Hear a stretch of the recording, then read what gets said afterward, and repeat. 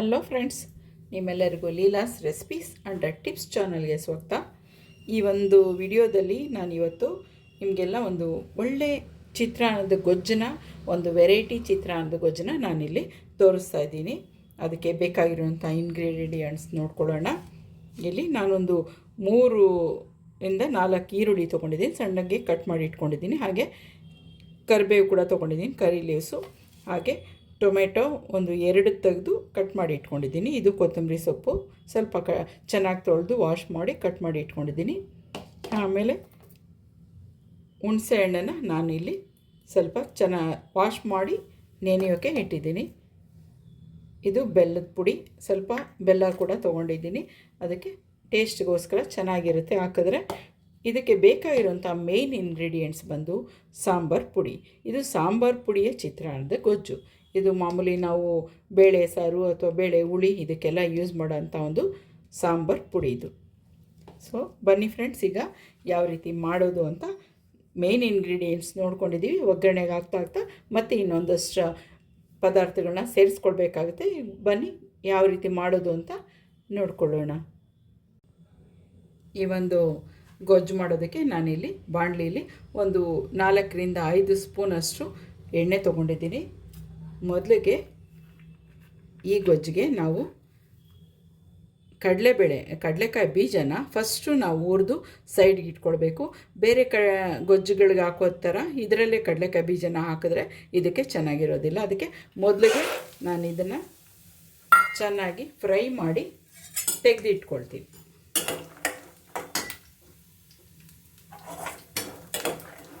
ಇದು ಗೊಜ್ಜಲ್ಲೇ ಇದ್ಬಿಟ್ರೆ ತುಂಬ ಮೆತ್ತಗಾಗಿ ತಿನ್ನೋದಕ್ಕೆ ಚೆನ್ನಾಗಿರೋದಿಲ್ಲ.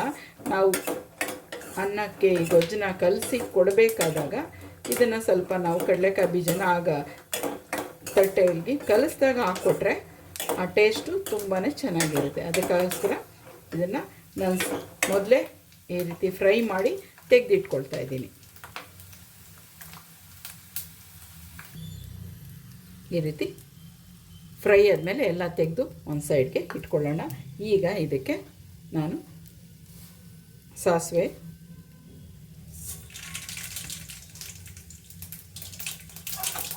ಸ್ವಲ್ಪ ಚಿಟಪಟ ಅನ್ನಬೇಕು.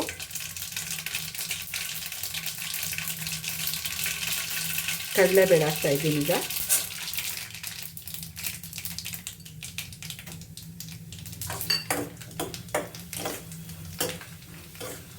ಕಡಲೆಬೇಳೆ ಸ್ವಲ್ಪ ಕಲರ್ ಚೇಂಜ್ ಆಗಬೇಕು, ತೀರಾ ಕಪ್ಪಗೆ ಆಗ್ಬಿಡಬಾರ್ದು, ಚೆನ್ನಾಗಿರಲ್ಲ. ಅದಕ್ಕೆ ಫ್ಲೇಮ್ನ ನಾನು ಸಿಮ್ ಮಾಡಿಟ್ಟಿದ್ದೀನಿ. ಐ ಫ್ಲೇಮಲ್ಲಿ ಇಟ್ಕೊಂಡು ನಾವು ಕಡಲೆಬೇಳೆನ ಹಾಕೋಕ್ಕೋದ್ರೆ ಅದು ಬೇಗ ಕಪ್ಪಗಾಗ್ಬಿಡುತ್ತೆ. ಅದಕ್ಕೋಸ್ಕರ ಸ್ವಲ್ಪ ಕಲರ್ ಚೇಂಜ್ ಆಗಲಿ ಅಂತ ಸಿಮ್ಮಲ್ಲಿ ಇಟ್ಕೊಂಡು ಮಾಡ್ತಾಯಿದ್ದೀನಿ.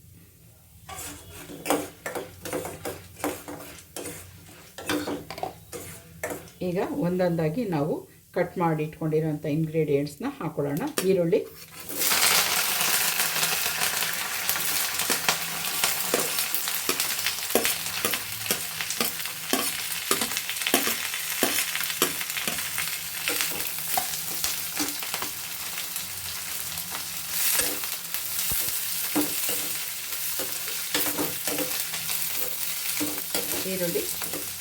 ಆಯಿಲ್ನಲ್ಲಿ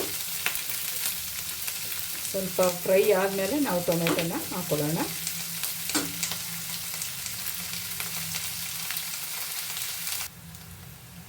ಈಗ ಈರುಳ್ಳಿ ಸ್ವಲ್ಪ ಕಲರ್ ಚೇಂಜ್ ಆಗಿದೆ, ಟೊಮೆಟೊ ಸೇರಿಸೋಣ.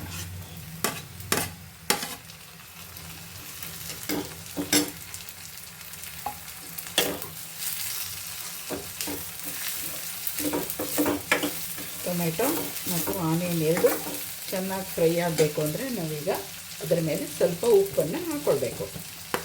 ಆಗ ಬೇಗ ಫ್ರೈ ಆಗುತ್ತೆ.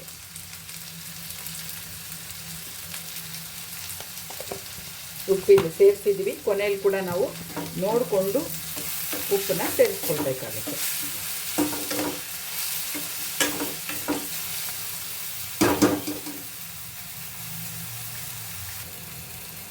ಈಗ ಫ್ರೈ ಆಗಿದೆ. ಸ್ವಲ್ಪ ನಾನಿಲ್ಲಿ ಅರಿಶಿನ ಸೇರಿಸ್ಕೊಳ್ತೀನಿ. ಯಾಕೆಂದರೆ ಸಾರಿನ ಪುಡಿನಲ್ಲಿ ಕೂಡ ನಾವು ಅರಿಶಿನ ಹಾಕಿ ಸಾರಿನ ಪುಡಿ ಮಾಡಿರ್ತೀವಿ. ಬಟ್ ಇನ್ನು ಸ್ವಲ್ಪ ಕಲರ್ ಚೆನ್ನಾಗಿ ಬರಲಿ ಅಂತ ನಾನಿಲ್ಲಿ ಅರಿಶಿನ ಸ್ವಲ್ಪ ಒಂದು ಚಿಟಿಕೆ ಅಷ್ಟು ಅರಿಶಿನ ನಾನಿಲ್ಲಿ ಸೇರಿಸ್ಕೊಳ್ತಾ ಇದ್ದೀನಿ.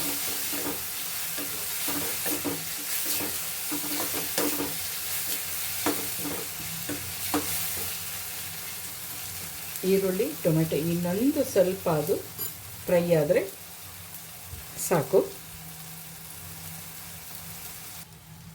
ಈಗ ಆನಿಯನ್ ಮತ್ತು ಟೊಮೆಟೊ ಎಲ್ಲ ಚೆನ್ನಾಗಿ ಫ್ರೈ ಆಗಿದೆ. ಕೊತ್ತಂಬರಿ ಹಾಕ್ಕೊಳ್ತಾ ಇದ್ದೀನಿ.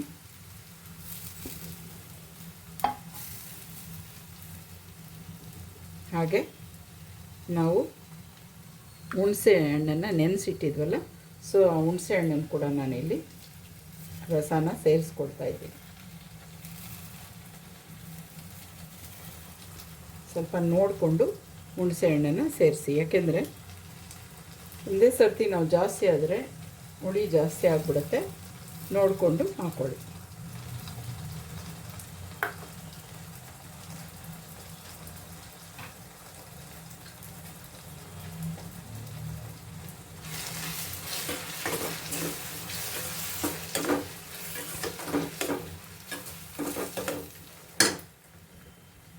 ಈಗ ಇನ್ನು ಸ್ವಲ್ಪ ಆಗಲೇ ಸ್ವಲ್ಪ ಉಪ್ಪು ಸೇರಿಸಿದ್ವಿ, ಈಗ ಇನ್ನು ಸ್ವಲ್ಪ ಉಪ್ಪನ್ನ ಸೇರಿಸ್ಕೊಳ್ಳೋಣ.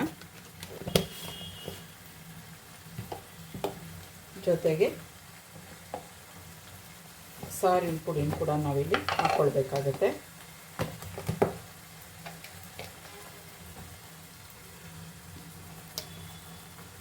ನಾನು ಒಂದು 2 ಸ್ಪೂನಷ್ಟು ಹಾಕ್ಕೊಳ್ತಾ ಇದ್ದೀನಿ, 2-2.5 ಅಷ್ಟು ನೋಡಿಕೊಂಡು ನೀವು ಹಾಕ್ಕೊಳ್ಳಿ.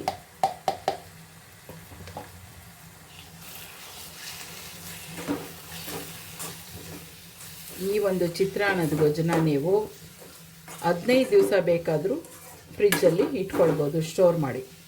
ನೀವೆಲ್ಲಾದರೂ ಊರುಗಳಿಗೆ ಹೋಗಬೇಕು ಅಂದರೆ ಇದನ್ನು ಮಾಡಿ ಬೇಕಾದರೆ ಫ್ರಿಜ್ಜಲ್ಲಿ ಮನೆಯಲ್ಲಿ ಇರೋರಿಗೆ ಇಟ್ಬಿಟ್ಟು ಹೋಗ್ಬೋದು, ಅಥವಾ ನಾವು ಒಂದು ಬಾಕ್ಸಲ್ಲಿ ತೊಗೊಂಡು ಕೂಡ ಹೋಗ್ಬೋದು ಇದನ್ನು. ಈಗ ಸ್ವಲ್ಪ ಇದಕ್ಕೆ ನಾವು ನೀರು ಸೇರಿಸ್ಕೊಳ್ಬೋದು.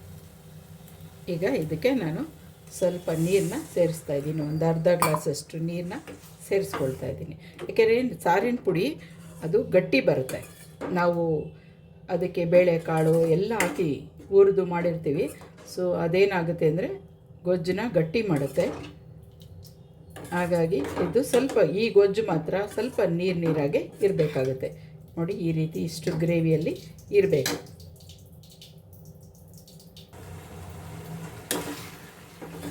ನೋಡಿಕೊಂಡು ಇನ್ನೂ ಒಂದು ಸ್ವಲ್ಪ ನಾವು ನೀರನ್ನ ಇದಕ್ಕೆ ಸೇರಿಸ್ಕೊಳ್ಬೇಕಾಗುತ್ತೆ. ಯಾಕೆಂದರೆ ಅದು ಸಾರಿನ ಪುಡಿ ನಮ್ಮದು ಹಾಕಿರೋದ್ರಿಂದ ಅದು ಗಟ್ಟಿ ಆಗ್ತಾ ಹೋಗುತ್ತೆ. ನೋಡಿಕೊಂಡು ಇನ್ನು ಸ್ವಲ್ಪ ನೀರನ್ನ ಸೇರಿಸ್ಕೋಬೇಕು.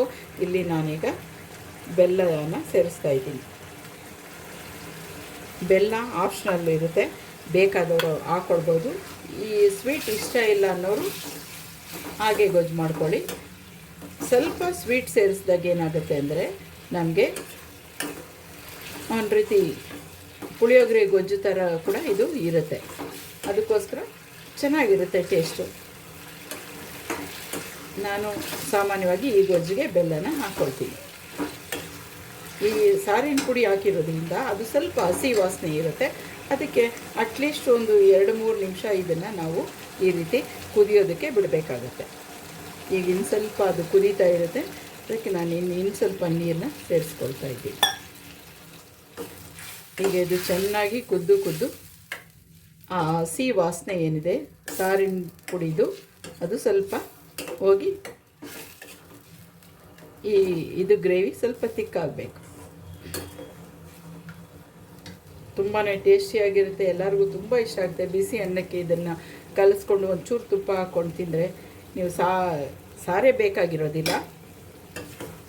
ಏನು ತರಕಾರಿ ಇಲ್ಲ ಅಂದಾಗ ಅಥವಾ ಟಿಫನ್ ಬೇರೆ ಏನು ಮಾಡೋಕ್ಕಾಗಲಿಲ್ಲ ಅಂದಾಗ ಈ ಗೊಜ್ಜುಗಳು ಮಾಡಿಟ್ಟು ಬೇಕಾದ್ರೆ ಬಿಸಿ ಅನ್ನಕ್ಕೆ ಕಲಿಸ್ಕೊಂಡು ತಿಂದ್ಕೊಳ್ಬೋದು.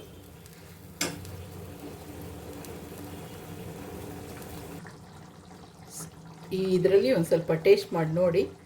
ಇಲ್ಲಿ ನನಗೆ ಸ್ವಲ್ಪ ಉಪ್ಪು ಕಡಿಮೆ ಆಗಿದೆ, ಅದಕ್ಕೆ ಉಪ್ಪನ್ನ ಸೇರಿಸ್ತಾ ಇದ್ದೀನಿ. ಹುಳಿ ಮತ್ತು ಖಾರ ಸರಿಯಾಗಿದೆ.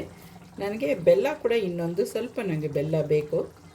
ಅದಕ್ಕೆ ಬೆಲ್ಲ ಕೂಡ ನಾನಿಲ್ಲಿ ಹಾಕ್ಕೊಳ್ತಾ ಇದ್ದೀನಿ. ಯಾಕೆಂದರೆ ನಮ್ಮ ಮನೆಯಲ್ಲಿ ಸ್ವಲ್ಪ ಸ್ವೀಟು ತಿಂತಾರೆ, ಅದಕ್ಕೋಸ್ಕರ ನಾನು ಇಲ್ಲಿ ಇನ್ನೂ ಒಂಚೂರು ಬೆಲ್ಲನ ಸೇರಿಸ್ಕೊಳ್ತಾ ಇದ್ದೀನಿ. ಬೆಲ್ಲ ಇಲ್ಲ ಅಂದರೆ ನೀವು ಸಕ್ಕರೆ ಕೂಡ ಹಾಕ್ಕೊಳ್ಬೋದು, ಇಲ್ಲ ನಮಗೆ ಸ್ವೀಟ್ ಇಷ್ಟ ಇಲ್ಲ ಅನ್ನೋರು ಅದನ್ನು ಸ್ಕಿಪ್ ಮಾಡ್ಕೊಳ್ಳಿ. ಈಗ ಇದು ಇನ್ನೊಂದು ನಿಮಿಷ ಇದು ಕುದ್ರೆ ಸಾಕು, ಇಳಿಸ್ಬಿಡ್ಬೋದು. ಈ ಲೆವೆಲ್ನಲ್ಲಿ ನೀವು ಸ್ವಲ್ಪ ಟೇಸ್ಟ್ ಮಾಡಿ ನೋಡಿ, ಉಪ್ಪು ಹುಳಿ ಖಾರ ಸ್ವೀಟು ಎಲ್ಲ ಕರೆಕ್ಟಾಗಿದೆಯಾ ಅಂತ. ಸೊ ಈಗ ಇದು ಕರೆಕ್ಟಾಗಿ ಆಗಿದೆ. ನಾವೀಗ ಇದನ್ನು ಸ್ಟವ್ ಆಫ್ ಮಾಡಿಬಿಡೋಣ.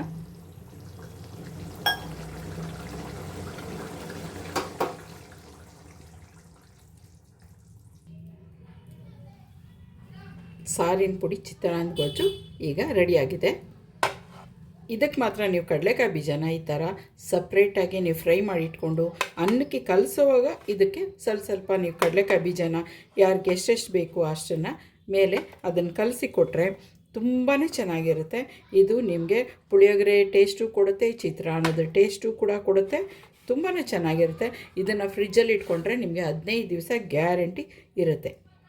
ನೋಡಿದ್ರಲ್ಲ ಫ್ರೆಂಡ್ಸ್, ಈ ಒಂದು ಸಾರಿನ ಪುಡಿ ಚಿತ್ರಾನ್ನ ಗೊಜ್ಜು ನೀವು ಕೂಡ ಖಂಡಿತ ಮಾಡಿ. ಈ ಟೇಸ್ಟ್ ನಿಮ್ಗೆ ತುಂಬಾ ಇಷ್ಟ ಆಗುತ್ತೆ, ಟ್ರೈ ಮಾಡಿ. ಹಾಗೆ ನಿಮ್ಮ ಫ್ರೆಂಡ್ಸು ಕೂಡ ಇದನ್ನು ಶೇರ್ ಮಾಡಿ, ನನ್ನ ಚಾನಲ್ನ ಸಬ್ಸ್ಕ್ರೈಬ್ ಮಾಡ್ಕೊಳ್ಳಿ. ಓಕೆ, ಖಂಡಿತ ಟ್ರೈ ಮಾಡಿ. Okay friends, have a good day, bye.